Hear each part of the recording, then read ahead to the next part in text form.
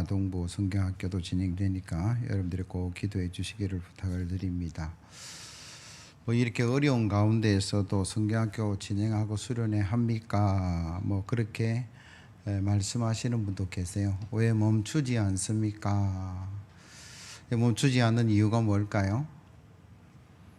어릴 때 듣는 말씀이 효염이 너무나 좋기 때문에 그렇습니다. 3살 버릇 8가지 간다라는 말도 있고, 그럼 보약을 먹으면 언제 먹는 게 제일 효과적일까요? 나이로 치면 여러분 어릴 때부터 먹으셔야 돼요. 그래야만 그게 내 몸에 효과가 많이 길게 드러납니다. 말씀도 마찬가지예요. 물론 돌아가시기 전에 회개하고 돌아오고 천국 가는 분도 참 좋지만 5살 때, 10살 때, 청소년기에 하나님 말씀으로 세워지고 청년기에 하나님 말씀으로 살아가는 그게 얼마나 복되냐라는 거예요. 열심히 또 최선을 다해서 또 여러 가지 방역적인 부분들을 우리가 조심을 하면서 진행합니다. 그래서 여러분들이 꼭 기도해 주시고 또 교육자들과 교사들과 모든 봉사자들에게 하나님 은혜가 넘치기를 예수 그리스도의 이름으로 기원합니다.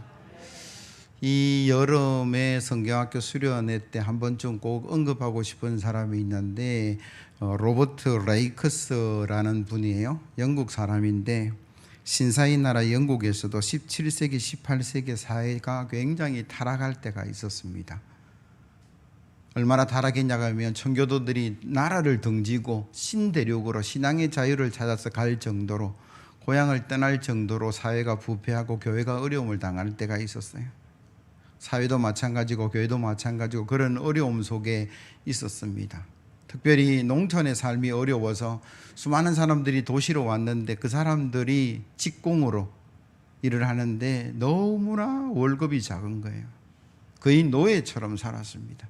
열심히 일해서 먹고 살기는 하지만 그 속에 분노가 가득 차 있는 거예요. 그래서 쉬는 날이 되면, 지금으로 치면 일요일, 주일 되면 그 사람들이 늘 싸우기도 하고 다투기도 하고 뭘 훔치기도 하고, 나라를 다스리는 사람들은 근본적인 문제를 해결하고자 하지 않고 감옥서만 넓혀가는 거예요. 범죄자들을 다 잡아 넣는 거죠. 이럴 때에 로버트 레이크스라는 사람이 이래서는 안 된다, 제 결과를 볼 것이 아니라 원인을 해결하자.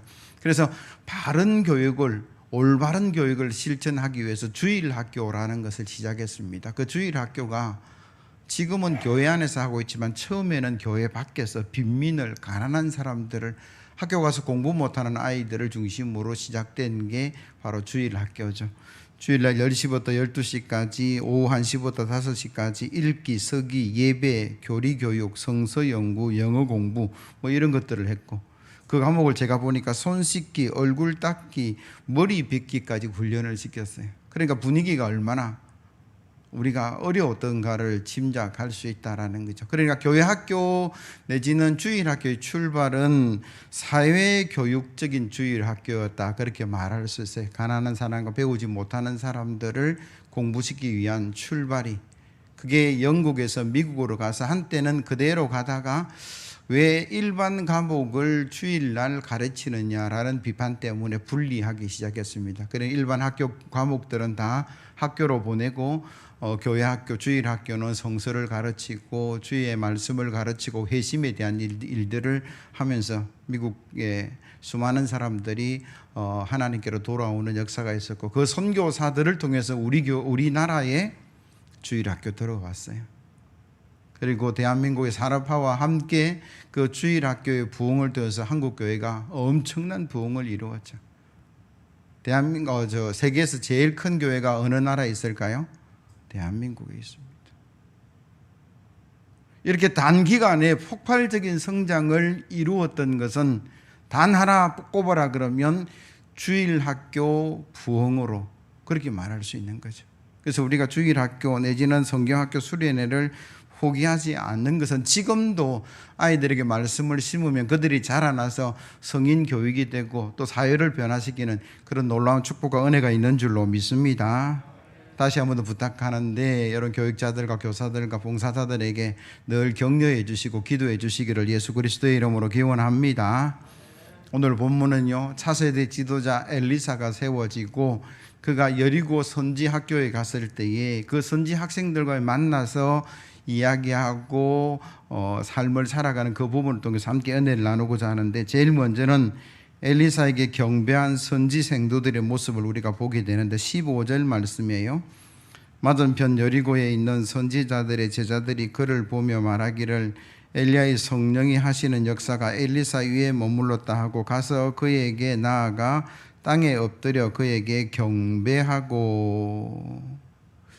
엘리사가 엘리야에 이어서 영적인 지도자가 되었는데 그 학생들이 와서 엎드려 경배했다. 그냥 뭐 인사했다 정도가 아니고 엎드려 경배했다라고 한 것은 그들이 영적 지도자로 스승으로서 우리가 인정하며 따르겠습니다라는 그런 표현으로 우리가 알 수 있다라는 거죠. 그럼 사도행전 10장 21절 이하에 보니까 베드로가 요바에서 기도하고 있는데 환상을 봅니다. 하나님께서 고넬료가 보낸 사람들을 쫓아가라. 고넬료가 누굽니까? 백부장이고 의인이고 하나님의 선한 역사를 이룬 사람이다라고 이야기를 하죠. 쫓아가 보니까 사도행전 10장 25절 이하에 이렇게 기록해요. 마침 베드로가 들어올 때에 고넬료가 맞아 발 앞에 엎드려 절하니 베드로가 일으켜 이르되 일어서라 나도 사람이라 하고. 고넬료는 100명의 군사를 지휘하는 중간급 되는 군대 지휘관이었어요. 베드로는요, 어부 출신의 예수님의 수제자. 사회적인 지휘나 여러 가지를 볼 때에 엎드려 절할 정도는 아닌데 왜 그가 그렇게 하였을까? 그것은 믿음이죠. 하나님을 인정하고 영적인 권위를 인정하는 모습을 우리가 발견하게 된다라는 거죠. 지난주에 제가 말씀드렸듯이 엘리사 역시 사회적으로 지위가 높은 사람 아니었습니다. 농사짓던 밭 갈던 시골 농부였다라고 기록을 합니다. 열왕기상 19장 19절 이하의 말씀. 엘리야가 거기서 떠나 사밧의 아들 엘리사를 만나니 그가 12결의 소를 앞세우고 밭을 가는데 자기는 12째 결의 소와 함께 있더라. 엘리야가 그에게로 건너가서 겉옷을 그의 위에 던졌더니 그가 소를 버리고 엘리야에게로 달려가서 이르되 청하건대 나를 내 부모와 이맞추게 하소서. 그리한 후에 내가 당신을 따르리이다. 21절 마지막에 보면 엘리야를 따르며 수종들었더라. 무슨 이야기일까요? 그가 부름을 받을 때 그렇게 위대한 삶이 아니었다라고 성경은 기록하죠.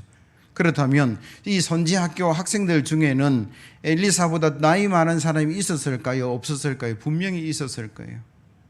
신분도 지위도 높은 사람들이 분명히 많았을 것인데 그들이 나와서 엘리사에게 경배했다라는 의미가 무엇이냐 그러면 당신의 그 영적인 권위를 인정합니다. 하나님의 종임을 내가 인정합니다. 라는 것을 보여주는 거죠. 세상의 조건이 아니라 하나님의 부름을 받은 사람을 인정하는 것인데 우리 성도 역시 신앙의 지도자에 대한 이런 존중과 사랑을 배워 나가야 될 것이다. 그게 신앙이고 그게 믿음이고 그게 인격이다라는 거예요. 평양 산정행교회의 조만식 장로님에 대한 이야기를 여러분들이 들어서 알고 계실 겁니다. 오산교회 교장으로서 섬겼던 그 조만식 장로님에 관한 이야기들 너무나 다 퍼져 있는데 저분이 오산교회 교장으로 있을 때 주기철 목사님이 거기 학교의 학생이었어요. 오산학교는 아마 지금으로 치면 중고등학교 정도 됩니다. 근데 그 주기철 목사님이 그 학교를 졸업하고 평양 신학교에 가서 목사가 되는데 전도사 때의 산정은 교회에 담임 전도사로 부임을 하게 되었어요. 거기에 시무하는 분이 조만식 장로님이셨어요. 하루는 예배가 시작되었는데 조만식 장로님이 여러 일이 바빠서 사람 만난다고 예배가 시작된 것을 잊어버리고 늦게 왔어요. 설교는 시작됐는데 저 입구에 조만식 장로님이 들어오니까 설교하던 주기철 전도사님이 장로님 앉지 마시고 그 서서 예배 드리세요. 그렇게 호통을 쳤다라는 거예요. 제가 지금 예배 인도하면서 늦게 오는 성도들에게 이렇게 이야기했으면 어떻게 할까요? 1번 못 들은 척하고 제자리에 가서 앉아서 예배 드린다. 2번 돌아서서 다른 교회 가서 예배 드린다. 근데 조만식 장로님은요 그 자리에 서서 예배를 끝까지 드렸어요. 설교가 끝나고 나서 아마 주기철 전도사님도 마음에 부담이 있었는지 장로님 마무리 기도는 장로님이 하세요라고 부탁을 하니까 그 장로님의 기도가 이렇습니다. 하나님, 나의 죄를 용서해 주옵소서. 거룩한 주일에 하나님 만나기 것보다 사람 만나는 것이 더 중하게 여겼던 죄를 용서하옵소서. 인간적으로 생각하면 나이도 어리고 자기 제자였고 그것도 목사도 아니고 전도사가 그렇게 소리치는 데 대해서 온전히 순종한 것은 어떤 마음이었을까? 아마도 하나님을 향한 사랑과 두려움의 인격과 신앙이 그 속에 드러난 거죠. 고당 조만식 장로님은 원래 평안북도 정주라는 곳에서 머슴살이 했던 사람이에요. 그러니까 하나님께서 이 머슴살이 했던 사람을 불러서 하나님의 선한 역사를 이루어가는 것이 참 많아요. 비천하고 보잘것없는, 오늘 새벽에도 제가 그 말씀 중에 생각이 나는데, 하나님께서 부르신 사람들 중에 수많은 사람들이 세상적으로는 그렇게 뛰어난 사람들이 아닌데 왜 하나님은 그들을 그렇게 불러서 하나님의 선한 도구로 사용해 나가시는가? 제가 성경을 찾다 보니까 고린도전서 1장 26절 이하의 말씀을 이렇게 기록하고 있어요.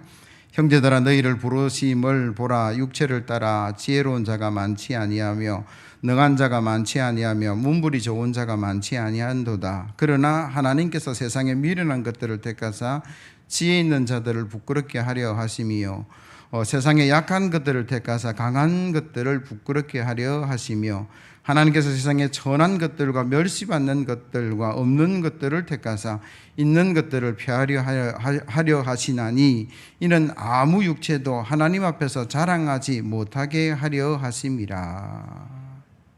우리는 늘 연약한 것, 비참한 것, 부족한 것에 마음이 걸리는데 하나님은 그들을 선택해서 하나님의 선한 도구로 사용하시겠다라고 말씀하고 계세요. 정직하다면 정직한 가난은 부끄러운 게 아닙니다. 하나님의 나라를 위해서 손해보는 것, 부끄러워 당하는 것 결코 부끄러움이 아니다라고 말씀하고 계시는 거죠. 머슴살이 하던 조만식이라는 분이 어떻게 오산학교의 교장이 되고 그가 독립운동가가 되고 신문사의 사장이 되었을까? 그런 머슴살이 하면서 아침에 일찍이 일어나는 성실한 사람이었다라고 기록을 하고 있고, 그 주인의 이동식 병기, 전문 용어로 하면 요강이죠. 요강. 그걸 깨끗이 씻어서 볕에 말려서 갖다 놓는 사람이었다라고 이야기해요. 보통 머슴들은 에이, 아무리 주인 것이라 그래도 요강을 어떻게 씻습니까? 뭐 이렇게 말할지 모르겠지만 조만식이라는 이 사람은 자기에게 주어진 일이 그것이니까 내가 최선을 다한다 그러면서 늘 요강을 씻어서 그렇게 갖다 놓은 거예요. 주인이 그걸 볼 때마다 야, 참 마음에 감동도 있고 가만히 지켜보니까 열심도 있고 똑똑한데 참 가난해서 머슴살이 하는구나. 그래서 너무나 안타까워서 공부를 시킨 게 평양 숭실학교에 장학금을 줘서 보낸 거예요. 그걸로 끝나지 않았어요. 일본에 있는 명치대학교에 유학을 보냈습니다. 그래서 고당 조만식 선생은 돌아와서 자기 모교의 교사가 되고 나중에 교장 선생님이 되고 나라를 위해서, 독립을 위해서 열심히 수고하는 사람이 되었는데 그 시대의 귀한 일꾼으로 사용을 받았는데 누가 물었어요. 아니, 머슴살이 하던 사람이 어떻게 그렇게 훌륭한 사람이 되었습니까? 라고 묻는 질문에 웃으면서 주인의 요강을 씻을 수 있으면 됩니다 라고 대답을 했다라는 거예요. 이게 무슨 말일까요? 나에게 주어진 일이 무엇이든 그게 때로는 더럽고 추한 일이라 할지라도 나는 그 주어진 일에 최선을 다한다. 그렇게 성실히 감당하니까 하나님도 은혜를 주시고 사람도 기억하고 있다는 사실을 우리는 기억해야 된다라는 거죠. 사랑하는 성도 여러분, 저와 여러분들 이 땅 살아가면서 늘 겸손히 하나님을 잘 섬기시고 주의 종들을 섬길 뿐만 아니라 여러분들이 주어진 일에 성실히 그 일들을 감당하셔서 하나님과 사람에게 축복과 은혜를 누려가시기를 예수 그리스도의 이름으로 기원합니다. 엘리사를 경배하고 그 앞에 섰던 제자들이 오늘 16절에 보니까 엘리야의 시신을 한번 찾아보겠다라고 엘리사에게 요청을 합니다. 16절 말씀 보세요. 그에게 이르되 당신의 종들에게 용감한 사람 50명이 있으니 청하건대 그들이 가서 당신의 주인을 찾게 하소서. 염려하건대 여호와의 성령이 그를 들고 가다가 어느 산에나 어느 골짜기에 던지셨을까 하나이다 하니라. 엘리사가 이르되 보내지 말라 하나. 엘리야에서 엘리사로 지도력이 바뀌었어요. 지도자가 바뀌고, 모세에서 여호수아로 지도자가 바뀌고, 이런 어떤 과정 속에서 수많은 오늘 본문의 제자들뿐만 아니라 수많은 사람들이 옛날 정이 있어요. 같이 고생도 했고 같이 은혜도 받았고, 그래서 그걸 잊지 못하는 것은 사람의 당연한 이야기인데, 그러나 오늘 본문을 통해서 우리에게 주시는 게 뭐냐 그러면 엘리야의 시체를 찾아가겠다라는 거예요.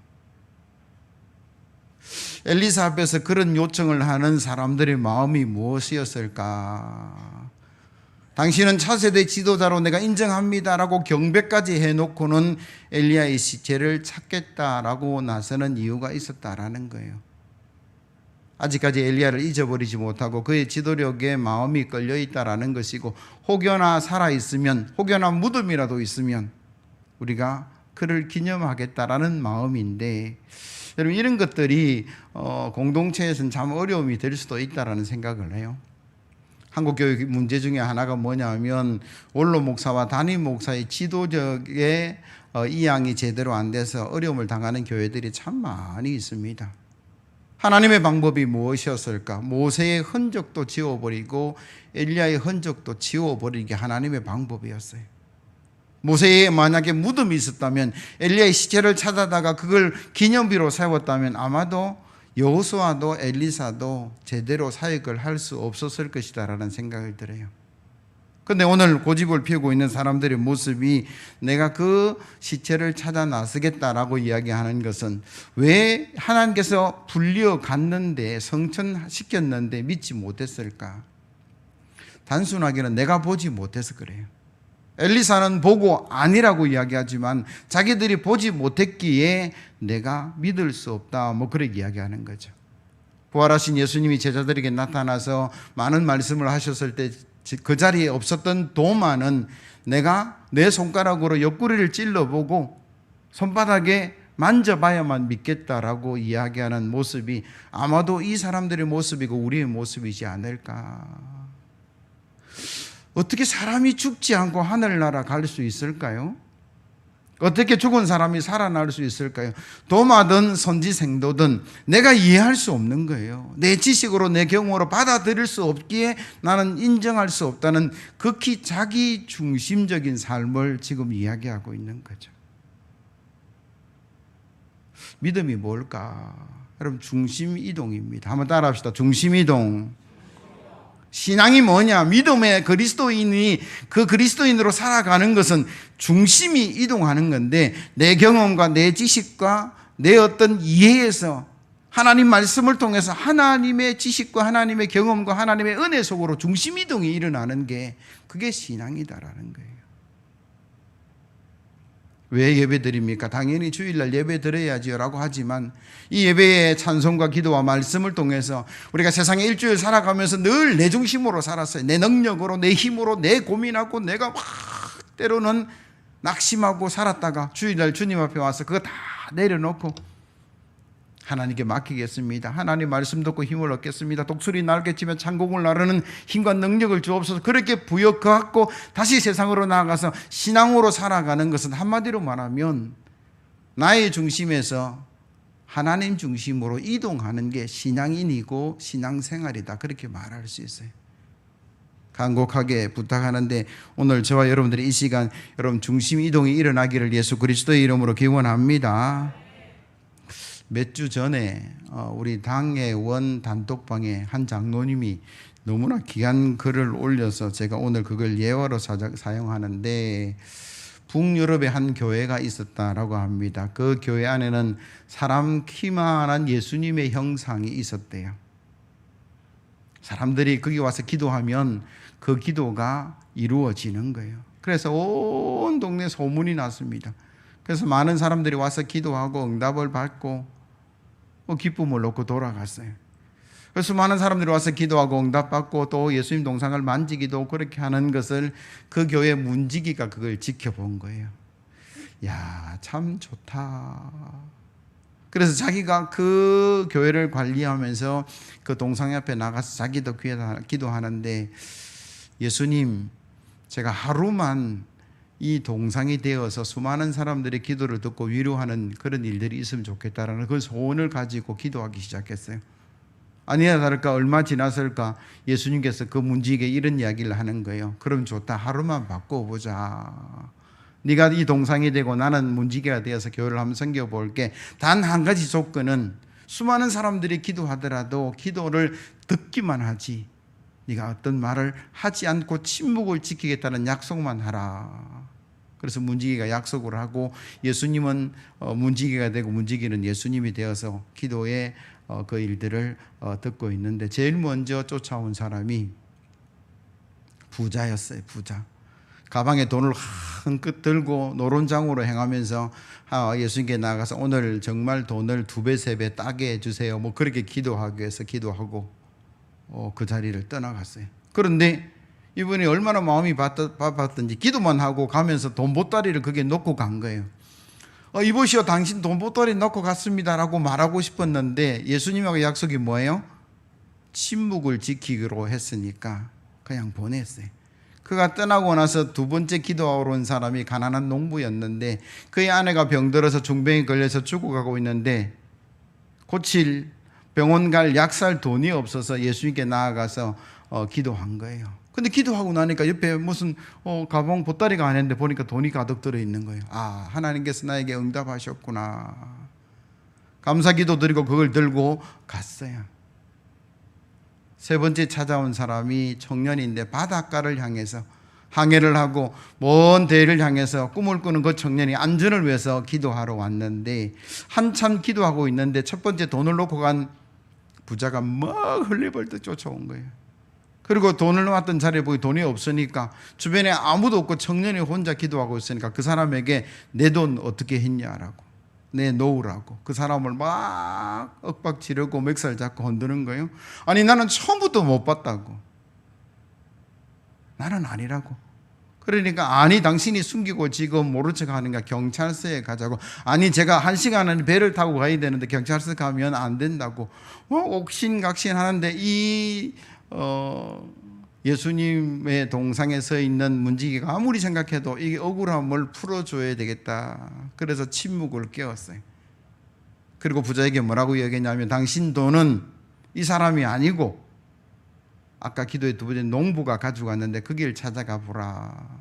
그래서 부자는 농부 찾아가서 돈을 도로 찾고, 청년은 배를 타고 떠나간 거죠. 그걸 바라보고 있던 예수님이 화를 내면서 그 청지기에게 너는 왜 침묵을 깨었느냐, 그렇게 야단을 쳤어요. 그러니까 죄송합니다라고 이야기하면서 좀 억울한 거예요.